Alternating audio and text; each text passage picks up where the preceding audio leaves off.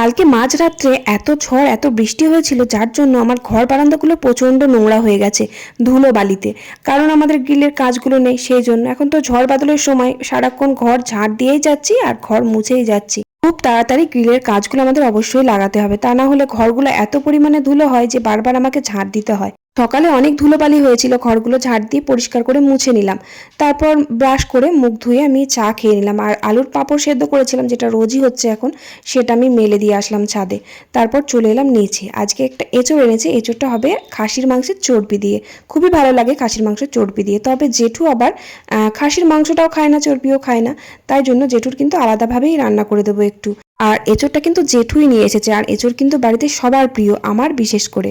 এঁচড়টা কিন্তু আমি প্রেশার কুকারে সেদ্ধ করে নিয়েছিলাম, আর খাসির চর্বির সাথে একটু অল্প মাংসও ছিল। তাই মাংসটা তো সেদ্ধ হবে না, তাই জন্য আমি আলাদা করে প্রেশার কুকারে সেদ্ধ করে নিয়েছি। খুবই অল্প মাংস ছিল।